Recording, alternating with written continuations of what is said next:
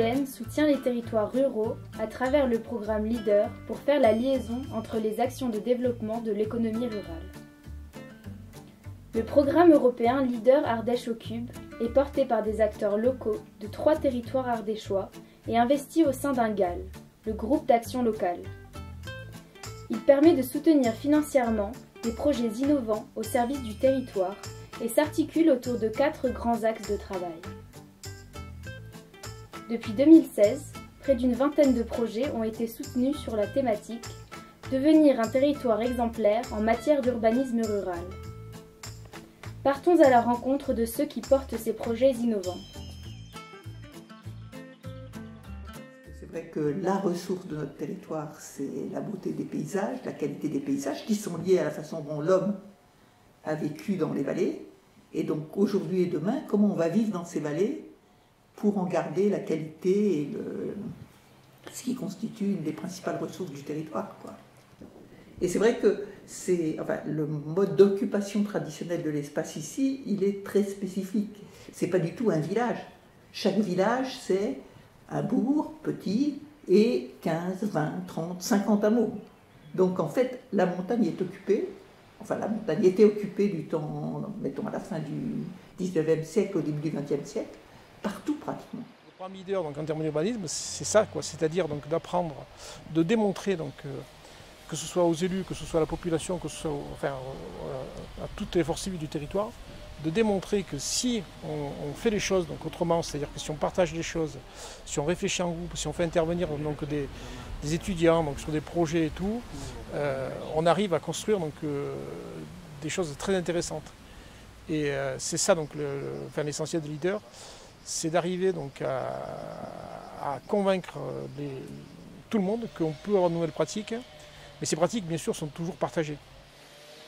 Pour sensibiliser les publics, moi je suis particulièrement attentive à tous les projets qui vont permettre pas simplement une prise de conscience intellectuelle, mais plutôt qui permettent justement qu'on aille au passage à l'acte et une réalisation collective qui permet effectivement de se dire, on a réalisé ensemble ce projet et on va le faire vivre ensemble. Voilà, c'est pour ça que la sensibilisation, pour moi, il faut qu'elle aille jusqu'à la réalisation du projet. Elle va être plus pertinente, elle va être plus percutante si effectivement on donne à voir un résultat. Le programme LEADER finance des projets de collectivités publiques, mais il finance des projets de collectifs plus privés comme le nôtre. Il ne se contente pas de donner un financement, il y a un accompagnement tout du long. En tout cas, ce que moi j'ai trouvé très riche, c'est justement qu'on se retrouve avec des collectivités publiques et nous, porteurs de projets privés, autour de la même salle, des mêmes réunions, à se poser les mêmes questions. Et en fait, on a juste chacun de notre côté, soit en tant que maire, en tant que conseiller municipal ou en tant que porteur de projets privés, les mêmes envies de faire vivre un territoire, les mêmes enjeux, les mêmes défis à relever.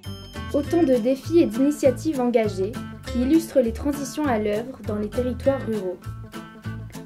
Sensibiliser, expérimenter, mettre en réseau. Voilà 3 piliers d'un urbanisme durable accompagné par le programme LEADER.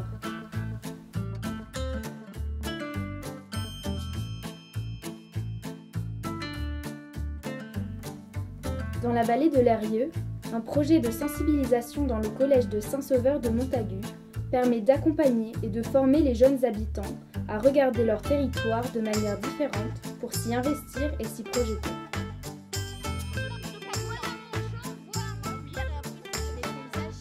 Je suis en train de suivre le projet Les paysages forment la jeunesse.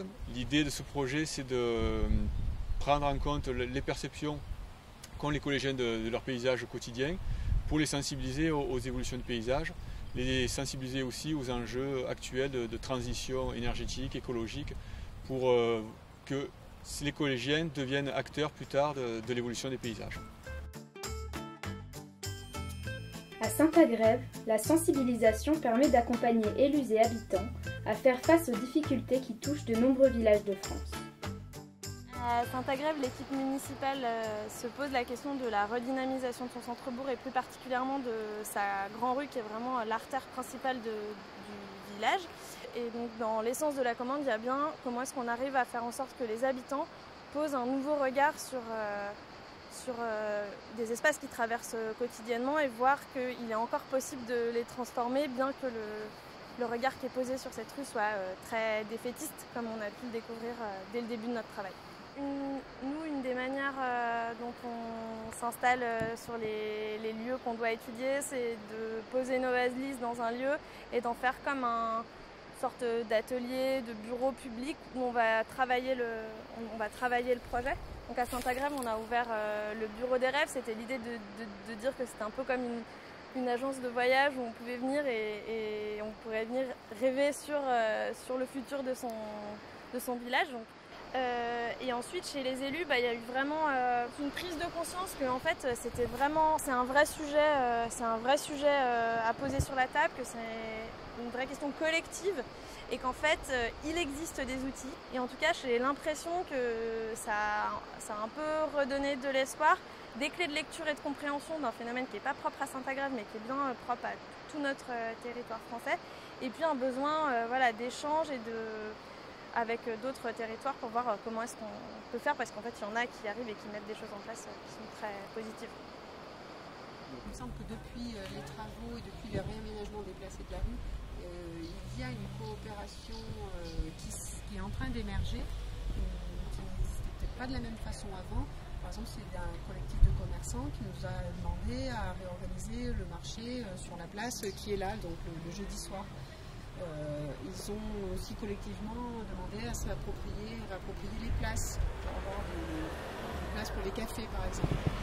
Le mouvement qu'on n'avait pas précédemment, c'était des demandes individuelles. Et depuis cette année, on a des demandes collectives, donc effectivement, ils sentent que cette modification de l'espace et de la perception de l'espace modifie les relations entre les gens et permettent plus de coopération. Voilà un banc brouette qui a été réalisé donc par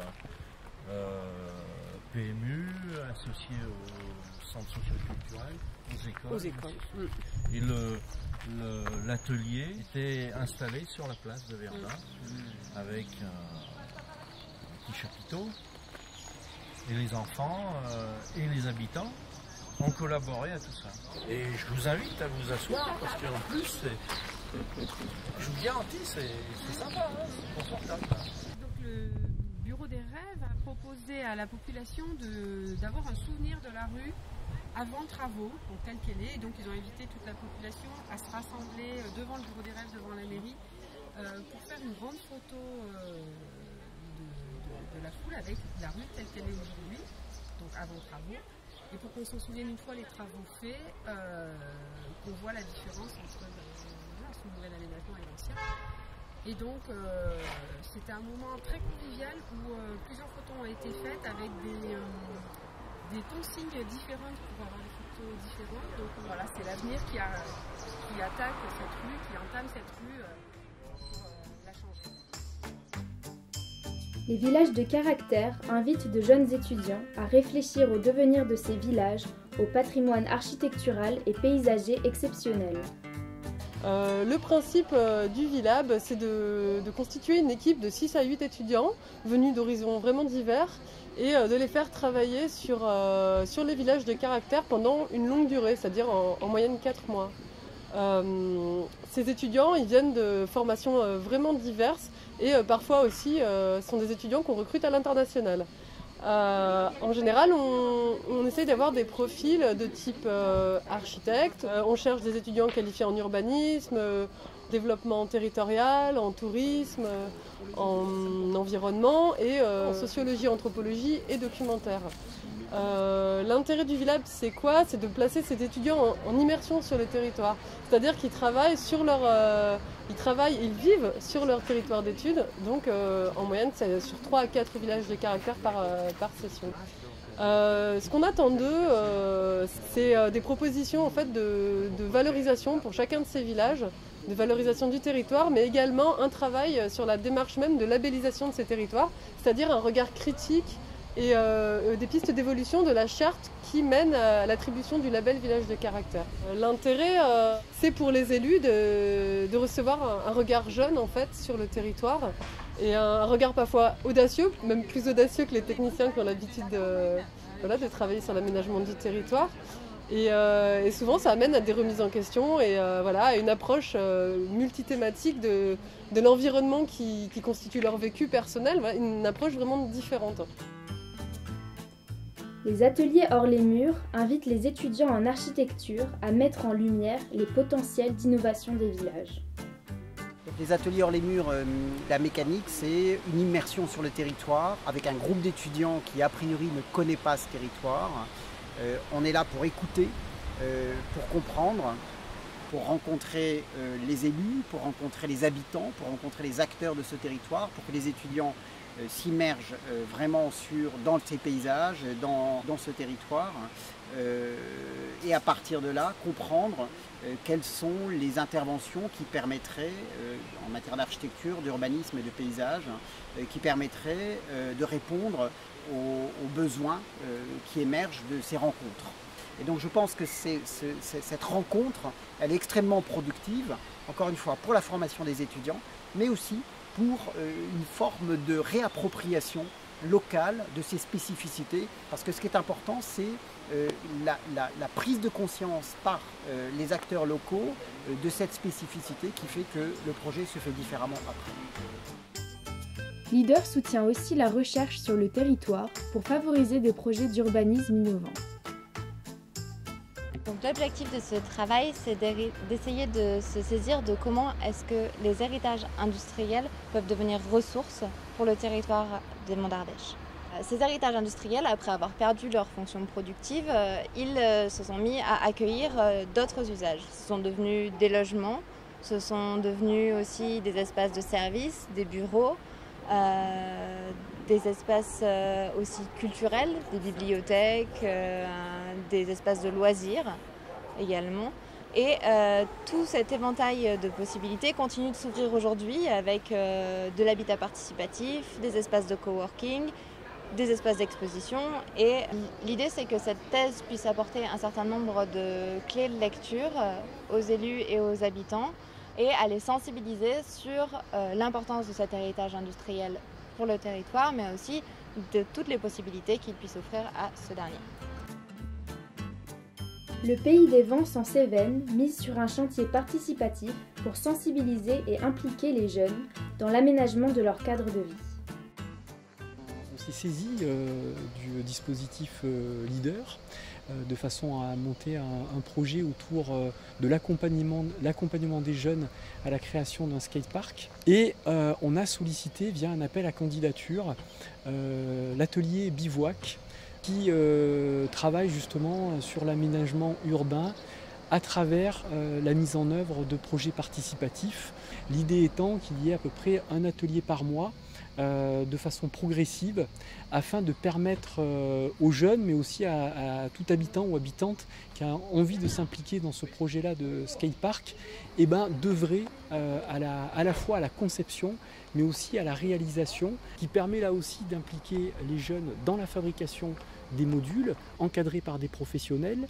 Et c'est vrai que l'opportunité de Leader pour nous a vraiment été déterminante puisque à la fois ça va permettre la réalisation de ce projet, mais aussi à plus long terme de créer une impulsion sur ce type de projet participatif et de créer des habitudes aussi dès lors qu'on pense aménagement urbain, de pouvoir inclure dans la réflexion, voire même la mise en œuvre, les habitants, les habitantes qui sont évidemment concernés par ces usages-là.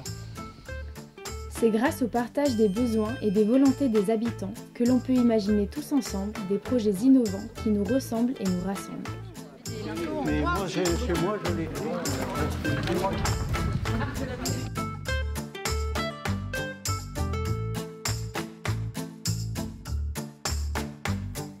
Se lancer dans un chantier de réhabilitation d'une ancienne usine ardéchoise, c'est le pari du collectif du moulinage de Chirolles. Et en fait, le projet du moulinage s'inscrivait très bien dans cette idée de créer une nouvelle manière d'habiter, une nouvelle forme d'urbanisme un peu alternative, écologique, différente, solidaire aussi. Et du coup, on rentrait bien dans ce créneau-là. Donc, il y avait l'idée de créer des appartements, une salle de spectacle, un espace de coworking, une épicerie solidaire, une cantine, un centre de formation. Donc du coup, par rapport au programme Leader, ce qu'on trouvait intéressant, c'est que dans la vision un peu de l'espace, on trouvait intéressant de pouvoir faire s'installer de nouvelles familles sans prendre le moindre mètre carré supplémentaire sur les zones habitables. Là, en fait, on remet juste en état un espace qui pourrait tomber en ruine. Hein. En fait, c'est vraiment un patrimoine industriel d'importance. C'était un des plus gros moulinages de France. Donc, réhabiliter cet espace et en faire un espace de vie, c'est aussi ne pas prendre sur d'autres espaces, ne pas créer de nouvelles maisons, ne pas prendre sur des terres agricoles ou des terres naturelles. Donc, c'est quelque chose qui était important aussi dans ce projet-là, et de le faire de manière écologique, c'est-à-dire que c'est à la fois, pour la partie habitat, ça sera à la fois un habitat qu'on pourrait dire de l'habitat social, hein, et pourtant avec une qualité de réhabilitation qu'on espère le plus écologique possible, ce qui n'est pas toujours accessible. Voilà. Donc c'est vraiment une autre façon de réfléchir l'accès à l'habitat. Donc voilà, on a envie que ça continue à être une ruche d'initiatives, d'activités, et que les gens puissent venir continuer à profiter de cet espace et qu'il soit ouvert à tous. L'objectif de ce bâtiment à terme, c'est qu'il soit un bien commun, c'est-à-dire que c'est avant tout le collectif. Des gens qui ont une vision de ce qu'ils veulent voir se développer dans la société, des valeurs fortes de solidarité, de démocratie, d'horizontalité aussi, et en fait surtout beaucoup d'humanité. À Saint-Étienne-de-Boulogne, la mixité intergénérationnelle est favorisée par la construction de 4 logements à énergie positive. Voilà, donc on est à Saint-Étienne-de-Boulogne ici. Et donc on est en train de construire des logements pour des personnes âgées qui sont habitantes de la commune, mais qui, pour des raisons évidemment de santé et qui deviennent un peu moins mobiles, doivent déménager de chez elles. Et au lieu de les envoyer dans des maisons de retraite ou de les envoyer dans des immeubles dans Aubenas, le maire a eu une démarche qui était vraiment super sympa, c'est d'essayer de les garder sur sa commune, auprès des leurs, auprès de leurs racines, et de construire des logements. Et l'objectif qu'on a voulu suivre, c'était donc de faire des bâtiments résolument éco-responsables, donc qui vont utiliser des matériaux biosourcés comme de la paille, du bois, mais en même temps on est sur du logement social, donc il fallait quand même respecter au maximum les objectifs financiers. Ce qui a vraiment été extraordinaire dans cette expérience Leader, c'est que ça permet vraiment, je suppose aussi pour la maîtrise d'ouvrage, mais je vais parler en tant que maître d'œuvre, d'avoir la possibilité, d'avoir les moyens d'aller au-delà de ce qu'on fait habituellement. Parce qu'on est soutenu, mais financièrement, mais également, je dirais, on est soutenu au niveau recherche, au niveau essai, au niveau échange, grâce à toutes ces réunions de comité de pilotage où on retrouve tous les porteurs de projets. Il y a des échanges, des soutiens, des aides, et ça nous pousse à aller au-delà, ça nous pousse à vraiment relever des défis. Et dans ce cas-ci, c'est un peu ce qu'on a fait, quoi. Parce que faire du logement social avec un tel niveau de qualité écologique, c'est pas courant. Et faire du logement social pour des gens qui habitent ici à Saint-Étienne-de-Boulogne, c'est une réussite, surtout dans ce niveau-là de qualité. Rendez-vous à Beaumont, un village de 250 habitants qui ose sortir des chemins battus.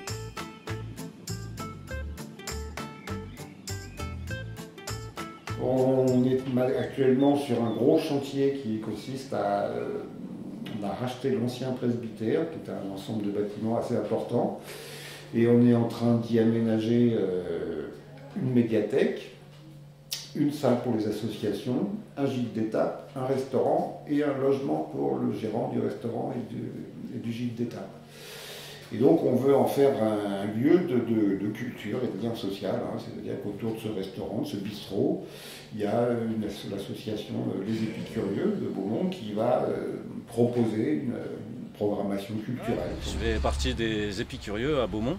C'est une association d'habitants qui fait beaucoup de culture, de lien social.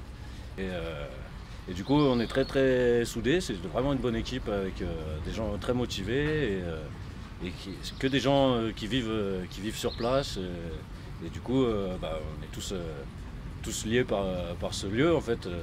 l'appropriation. Je pense que tous les habitants de Beaumont se sont appropriés peut-être de manière différente ce lieu, ont des attentes différentes, mais c'est un lieu qui va permettre beaucoup de possibilités. C'est pas fermé. Rien n'est figé en fait. Pour l'accueil, une certaine période de l'année, on a des projets clairs, mais après, autour de ça, il peut se rajouter énormément de choses. Et là, ça va être la créativité des habitants ou des personnes qui vont venir tenir ce lieu. L'Ardèche recèle un patrimoine paysager et architectural magnifique qui a été peu abîmé. Et il faut à tout prix le préserver. Et pour le préserver, il faut qu'il y ait des habitants, mais pas des résidents secondaires. Il faut vraiment des habitants, des jeunes qui auront des enfants et qui ont des projets de vie. Et donc tout ce patrimoine qui existe, il est vraiment important aujourd'hui de mettre les moyens pour le rénover, le restaurer et le mettre au goût du jour. Et c'est ça qui va être très compliqué, c'est arriver à le rénover, mais pas seulement faire des rénovations thermiques, mais faire vraiment des éco-réhabilitations où on prend en compte tout ce patrimoine et on essaie d'en extraire ce qu'il y a de plus important et essayer de le conserver parce que ce sont nos racines. Mais à côté de ça, apporter tout le confort, apporter la fonctionnalité qu'il faut pour que des jeunes et des habitants aient envie de s'installer ou de rester. Toujours à Beaumont, la commune a décidé de mettre à disposition des habitants une voiture électrique autopartagée. Le projet Roule ma poule voit alors le jour. Grâce aussi au programme Leader qui nous a aidé à financer ça, on a acheté une voiture électrique qu'on a mis à disposition de la population, un peu comme Autolib à Paris, mais sauf que là c'est autogéré, c'est-à-dire que c'est les gens eux-mêmes, les utilisateurs qui gèrent la voiture électrique. Et bon, ça permet aux gens d'avoir une voiture neuve, en bon état, pour pas cher, à disposition. Autour d'Aubenas, le Bricobus sillonne le territoire afin de former et d'accompagner les habitants dans l'auto-réhabilitation de leur domicile. Cela permet de lutter contre le mal-logement, l'insalubrité et la précarité énergétique.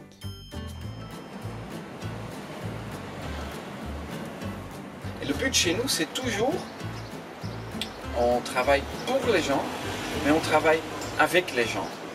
C'est qu'on transfère nos connaissances aux gens, que eux ils prennent des choses à faire en fait. Et ça peut être la peinture, ça peut être un peu de plomberie, ça peut être un peu d'électricité, ça peut être un peu de carrelage. Tous les travaux seconde œuvre sur les maisons en fait. C'est un plaisir. C'est un plaisir. C'est vraiment trop bien. Et deux, tu rentres ton âme dans une maison en fait. C'est exactement ça. Tu rentres ton âme dedans, ça te donne une liberté. Et on a déjà constaté qu'ici en Ardèche, on peut créer une solidarité magnifique. Moi, je le vois partout en fait. Et pour vous expliquer, les compagnons bâtisseurs, ils interviennent chez les gens pour des projets, pour une amélioration de l'habitation.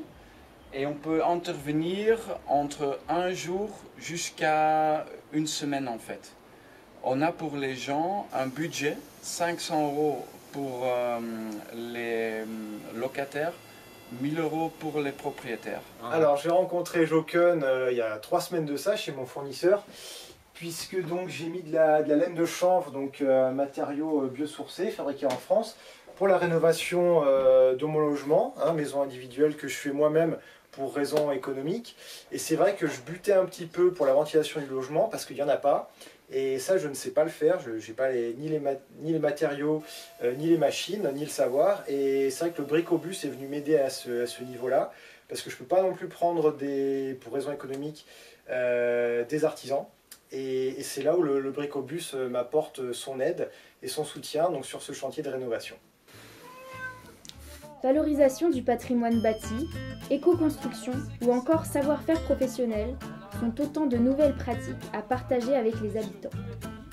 Normalement, on sait que c'est... Voilà, on a la marque, on a normalement...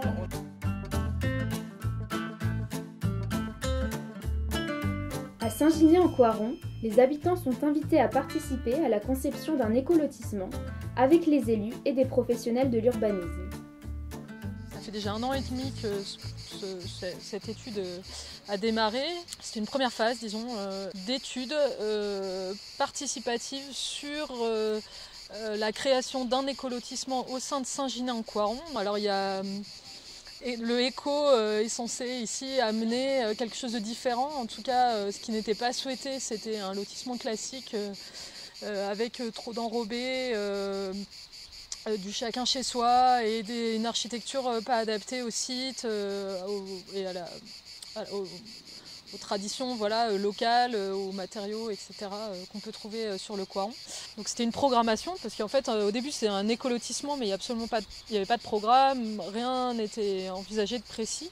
Donc on a tout inventé petit à petit avec les groupes qui venaient participer aux ateliers de travail. Et si jamais des élus avaient des doutes sur le fait de faire ensemble un projet, de vraiment le partager dès le début, dans tous les choix, les composantes, etc., nous, ce qu'on observe, c'est que d'un seul coup, on a des projets qui prennent une saveur quand même très différente, quoi. Et pour les élus, en fait, qui sont vraiment, les réunions dans une salle enfermée avec juste quelques élus et les équipes là de conception, alors ça peut aussi marcher pour faire du projet, mais on est quand même c'est beaucoup plus convivial quand on est plusieurs, qu'il y a plus de regards, etc. Et c'est plus riche dans les modes de fonctionnement, en fait. Moi, ce qui est vraiment possible en milieu rural et qui n'est pas possible en milieu urbain, c'est les chantiers. Il y a la question des savoir-faire, en fait, de transmission de savoir-faire entre les anciens et les jeunes, quoi, autour de matériaux du terrain, la terre, la pierre, aussi gestion de l'eau, tout ça. On va pouvoir sortir un peu des protocoles habituels de fabrication, en fait, des espaces publics. Ça va être plus souple, quoi. Plus, avec une forme de souplesse par rapport au code, en fait, urbain qu'on a, où on dessine, il y a ceux qui pensent, il y a ceux qui dessinent, il y a ceux qui ensuite l'entreprise va arriver, va faire les travaux, puis les gens habiter, et là on peut dire que, en tout cas moi je trouve qu'en milieu rural on arrive à mélanger un peu tout ça. À Lamastre, la réflexion sur les futurs aménagements des 3 places centrales de la commune est largement partagée à travers une étude urbaine originale. À Lamastre, on répond à une commande de la commune accompagnée par le PNR des Monts d'Ardèche. Elle se posait la question du devenir de ces 3 places principales qui sont aujourd'hui très minérales, très occupées par la voiture. Et donc elle nous commande un temps de réflexion sur le devenir de ces 3 places. Donc nous, on répond à cette commande en proposant une semaine de résidence sur la commune avec l'ouverture d'un lieu, donc dans l'ancien office du tourisme qui se situe sur la place, d'une réflexion qui soit ouverte aux habitants et où les habitants puissent complètement prendre part à la réflexion et voir au dessin des futurs aménagements. Donc dans la réflexion qui a été menée avec l'association dans le cadre de Déplace tes places dans les programmes Leader, c'était de qu'est-ce qu'on fait de cette place et de ces gradins. Donc là c'est une des places qui a suscité le plus d'engouement et de participation. Il était évident que certains des projets étaient fort audacieux et fort intéressants, mais pas faisables aussi vite, aussi rapidement qu'on voudrait en tant qu'élu. Donc on avait quand même une question par rapport à des locaux qui étaient là, puisqu'avant c'était l'office de tourisme qui était basé ici. Donc ces locaux restant vacants, ça nous a posé question. Donc on s'est dit, on va quand même essayer d'y faire quelque chose d'assez attrayant. Donc un groupe de travail s'est mis en place. Et on a décidé, on s'est quand même inspiré de ce qu'avait dit Déplace tes places, qu'il fallait quand même de l'ouverture, des choses comme ça. Donc du coup, de tout ce qui avait été un peu proposé, on a gardé l'idée d'ouverture et de nouveauté, et du coup on a décidé de créer une fresque.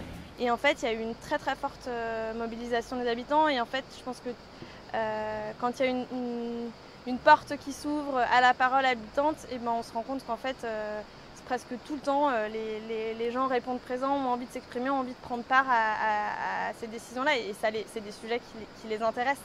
Et il faut le plus possible ouvrir les projets des élus aux citoyens.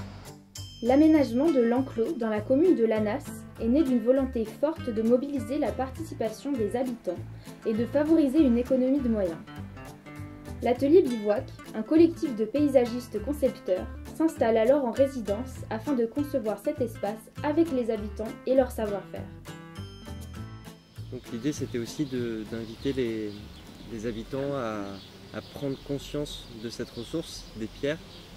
Et c'est comme ça qu'on a eu l'idée un petit peu de faire un inventaire des pierres et des modes de construction traditionnels à Lannas, en mettant en scène une sorte de magasin de cailloux où on a fait un inventaire avec l'ensemble des habitants des types de galets, des galets ronds, des galets fondus, des pierres calcaires, etc. pour prendre conscience de la ressource qu'il y avait déjà sur le terrain et qu'est-ce qu'on pouvait faire avec ça. Et en même temps, c'était aussi l'occasion de dire, voilà, on a tant de pierres et voilà comment est-ce qu'on peut essayer de les mettre en œuvre au fur et à mesure.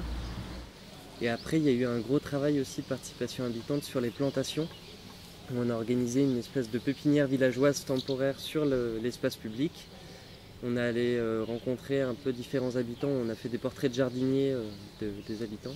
Et on a organisé une bourse aux plantes où il y avait un peu des espèces de cortèges avec les enfants, où on ramenait en fait les plantes des jardins extérieurs sur l'espace public et que en fait ça a été des résidences entre chaque résidence, il y en a eu 4 au total, il se passait à chaque fois pas mal de semaines entre les résidences, donc ça s'est fait sur 2 ans et en fait à chaque résidence il y avait des ateliers pour réajuster ce qui avait été fait la fois d'avant, c'est-à-dire qu'on n'était pas du tout dans un processus de fabrication d'un espace public classique où on a un espace qui est fermé, le chantier démarre et à la fin il est prêt à être consommé par les utilisateurs. On était vraiment dans un processus qui à chaque fois était augmenté de résidence en résidence et aussi avec des réajustements au niveau des besoins d'usage. Ce qui fait que voilà, à la fin, et ça continue toujours, de temps en temps il y a aussi des chantiers ouverts au public, donc gérés avec les habitants. Et l'idée c'était justement de garder un espace public ouvert, vivant, qui continue à évoluer au fur et à mesure des besoins des villageois et de ce qui se passe, plutôt que d'être dans quelque chose avec un lourd investissement financier au départ et qui devient vite obsolète ou caduque parce que les usages ont déjà changé et qu'il faut tout démolir ou tout. Il y a peut-être plus sur l'implication habitante où assez rapidement ce qu'on a essayé de mettre en place c'est qu'il y a plein de manières en fait de participer et que la participation des habitants elle peut avoir voilà, des formes très variées, de venir filer un coup de main pour les gros bras et les gens qui ont envie de venir épauler sur le chantier, de venir plutôt sur des temps de conception, en tout cas de réfléchir et être voilà, plutôt dans l'échange sur des temps collectifs. Voilà, il y a des gens c'est juste passer et puis pousser un coup de gueule parce que le projet n'est pas forcément compris. Certaines personnes c'est apporter le café. Voilà, en tout cas il y a mille et une manières de mettre sa main à la pâte dans le projet. Et c'est là où le temps du projet par des résidences qui sont échelonnées dans le temps ont permis aussi une confiance avec les habitants, les élus, mais aussi finalement les artisans, le tissu associatif, et qui fait que le projet monte, voilà, la mayonnaise monte aussi au fur et à mesure.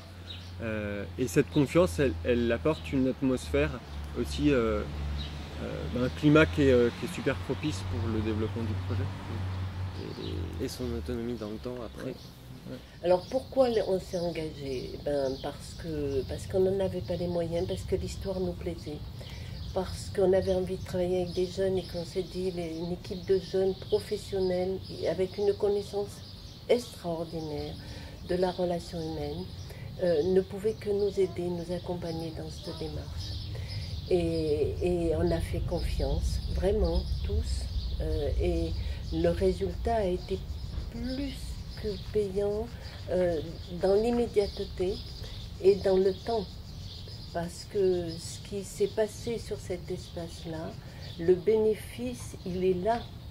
C'est-à-dire qu'il y a eu de nouvelles élections, il y a des gens de l'écho des bambous, puisqu'il s'est créé un collectif aussi d'habitants pour entretenir cet espace dès la première année.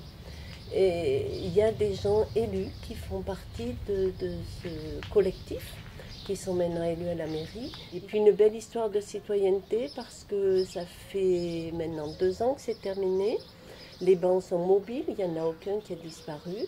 Les gens ont tellement investi cet espace qu'il n'y a rien qui traîne, il n'y a pas de vol. Et les jeunes sont impliqués, mais vraiment impliqués dans la vie citoyenne du village. Ils participent, ils ont plus de jeunes à venir nous rencontrer, à venir assister au conseil, à venir à questionner, et ils ont plein d'idées. L'esprit de l'équipe municipale de l'époque, et qui est encore aujourd'hui, on ne dit pas non. On dit oui, mais vous nous aidez à construire quelque chose. Et si on ne peut pas le faire, et bien ensemble on aura compris pourquoi on ne peut pas le faire.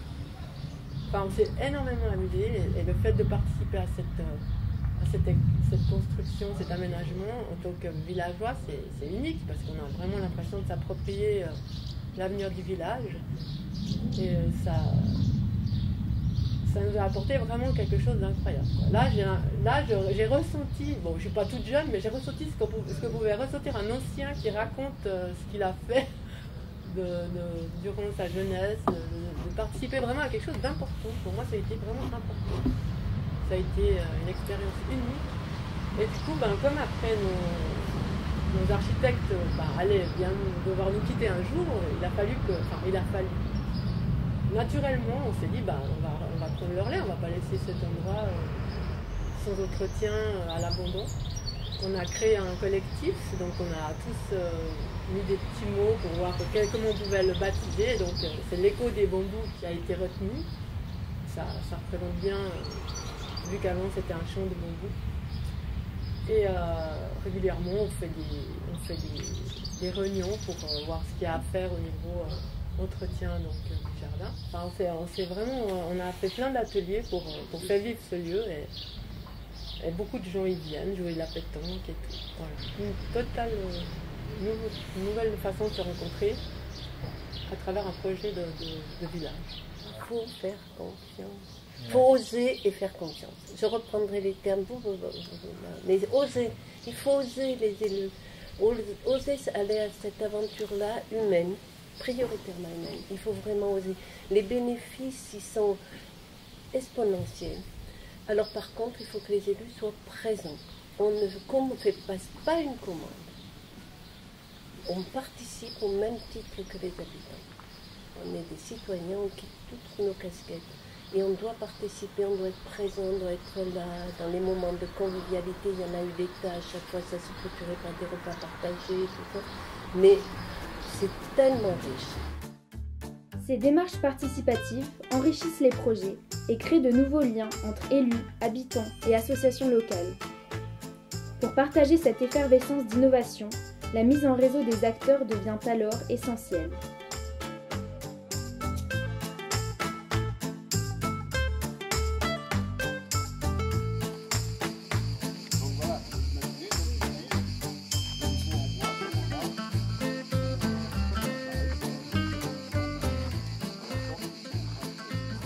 L'intérêt du leader, effectivement, un des intérêts, ça a été quand même très clairement de mettre en connexion, mettre en réseau les acteurs du territoire, parce que l'idée c'est quand même en premier lieu réussir pour l'urbanisme rural à désinhiber l'initiative. Et donc le principe et la recherche, c'est essayer de montrer que bien que territoires ruraux, bien que n'ayant pas une des tensions immobilières importantes et des aménageurs qui se bousculent, ben malgré tout on peut réussir à poser des niveaux d'exigence sur la qualité de l'aménagement, et tout ça dans le sens d'un intérêt collectif. De mettre en réseau ces compétences, ça avait vraiment l'intérêt de capitaliser des connaissances, d'avoir un réseau sur lequel s'appuyer quand on a une initiative, et puis surtout, effectivement, d'aller glaner de l'idée de manière à consolider nos pratiques, chacun dans nos fonctions. Ce réseau des acteurs, pour nous, c'est très important puisque ça nous permet d'être en permanence en contact, on va dire, les uns avec les autres. Ça permet effectivement aussi de voir d'autres collectivités, puisqu'il y a d'autres communautés de communes qui ont pris la compétence PLU intercommunale ou d'autres communes qui font des PLU encore communaux. Ça permet d'échanger les expériences, un petit peu les difficultés aussi. Ça permet de faire remonter parfois des choses qu'on trouve très dures dans un code de l'urbanisme ou son application qu'on ne trouve pas adaptée.